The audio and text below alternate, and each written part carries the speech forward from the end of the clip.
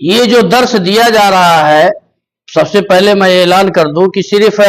ہم چلا کر کے اور بات کر کے یہ ہفتہ بھر کی ہم تیاری کر کے آپ کے سامنے آتے ہیں، ٹھیک ہے؟ ایسے نہیں ہے کہ آدمی ویسے چلا آیا کمرے سے، تو اس کو آپ لوگ غور سے سنیں، اور اس کے بارے میں پھر لاسٹ میں ہم سوال کریں گے ایک ہفتے دو ہفتے کے بعد، جب یہ مکی زندگی جب ختم ہوگی، ہجرت کا جب وقت آئے گا، تو انشاءاللہ العظیم اس پر کچھ سوال ہوں گے جو یوٹیوب ہم بھیجتے رہتے ہیں، اس کو پلیز آپ لوگ گروپ میں جو لوگ ہیں اور جو نہیں ہیں وہ ہو جائے اس میں گروپ میں، اور اس کو آپ لوگ بارہا سنتے رہیں۔ جب 2-3 مرتبہ آپ سنیں گے تو انشاءاللہ العظیم آپ کو بہت ساری معلومات اس میں ملیں گے آپ کو۔ جیسے آپ یوٹیوب میں اور دوسری چیزیں سنتے ہیں، فیس بک اور ساری چیزیں، ویسے ہی ٹائم مقرر کر لیں اس کو بھی سننے کے لیے۔ اور آپ کو میں بتاؤں، دوسری چیزیں آپ سنیں گے اس پر ثواب نہیں ہے، لیکن سیرت رسول آپ سنیں گے تو اس پر آپ جتنا سنیں گے اتنا آپ کو ثواب ملے گا اور نبی سے قربت حاصل ہوگی۔ یہ سمجھ کر کے آپ سنیں، یہ نیت لے کر کے۔ اللہ کے نبی صلی اللہ علیہ وسلم، ابھی میں نے بتایا کہ 4 سال نبوت اور ہجرت دو الگ چیزیں ہیں۔ نبوت کہتے ہیں جب سے اللہ کے نبی صلی اللہ علیہ وسلم غار حرا میں نبی بنے، اقرأ بسم ربک الذی خلق جو نازل ہوا، وہاں سے لے کر کے اور اللہ کے نبی 13 سال تک مکہ کے اندر تھے، اس کو مکی زندگی کہتے ہیں، اس کو نبوی زندگی نبوت والا سال کہتے ہیں۔ اور جب اللہ کے نبی ہجرت کیے مکہ سے مدینہ، وہاں سے ہجری شروع ہوا۔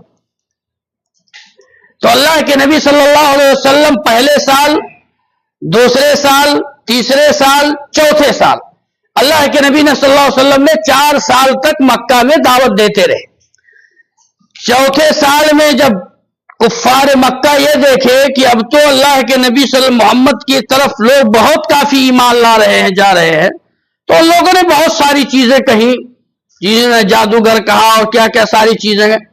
لاسٹ میں ان لوگوں نے فیصلہ کیا کہ ان کو جادوگر کہا جائے، اس لیے کہ یہ جادو جو ہے، جادو کے ذریعہ سے بیوی شوہر کے درمیان اور ماں باپ کے درمیان جدائی پیدا کراتے ہیں، اس لیے کہ گھر کے ایک فرد نے اسلام قبول کیا اور باقی لوگ نہیں قبول کیے، گھر والے ان کو نکال دیے، یعنی جدائی پیدا، یہ چیزیں ان لوگوں نے بیان کیا۔ اللہ کے نبی صلی اللہ علیہ وسلم ہجرت کے، نبوت کے 5ویں سال، نبی بننے کے 5ویں سال، جب دیکھا کہ مکے کے اندر ظلم و زیادتی، حتیٰ کہ عثمان بن عفان پر ان کے چچا چٹائی میں لپیٹ کر کے عثمان بن عفان کو، اس کے بعد میں ان کے منہ کے پاس دھواں دیتے تھے، ان کو بھی ستایا گیا۔ تو جب یہ چیزیں ہوئی تو اللہ کے نبی صلی اللہ علیہ وسلم پر جب یہ سورہ کہف نازل ہوا اور اللہ تعالیٰ نے کہا سورہ زمر کی آیت للذین احسنوا فی ہذہ الدنیا حسنہ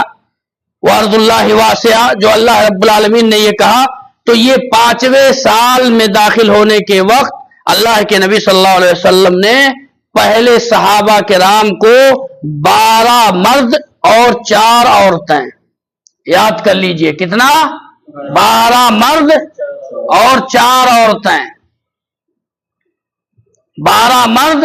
4 عورتیں، فیاض بھائی کو جگہ دیجئے، 12 مرد اور 4 عورتیں،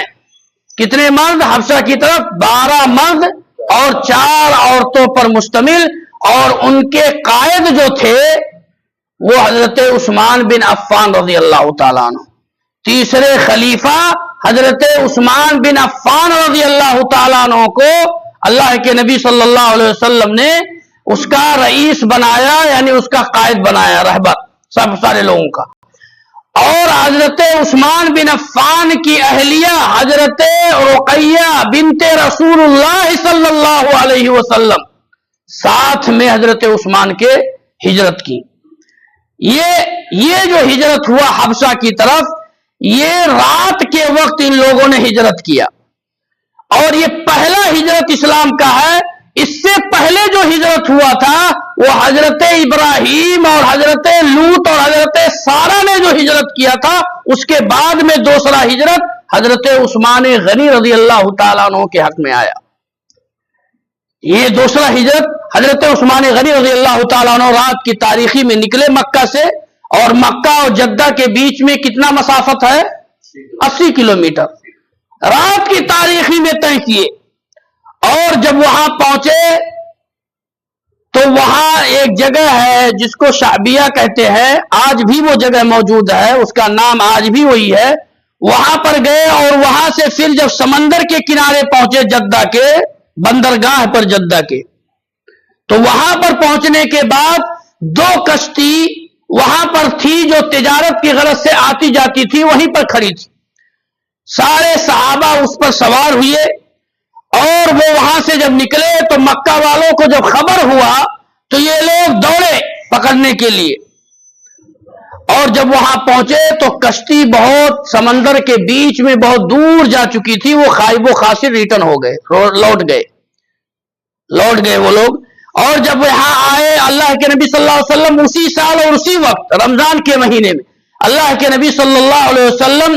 कुरान की जो आयत नाजिल हुई, ला तस्माउ लिहाज़ल कुरान वलगौ फीहि लअल्लकुम तगलिबून, ये आयत जब नाजिल हुई कुरान की तो अल्लाह के नबी सल्लल्लाहु अलैहि वसल्लम ने जब इसको पढ़ा कुफ्फार के सामने, आज हम बगैर तर्जमा के नहीं समझ पाते, लेकिन अरब थे और अरब के अंदर एक मशहूर था कि अरब फसीहो बलागत में कुरान क्या ना अरबी समझने में, अरबी बोलने में वो लोग बहुत ही माहिर थे। जैसे उनको कोई आयत पहुंचती थी वो फौरन समझ जाते थे कि इस आयत में क्या कहना चाहते हैं।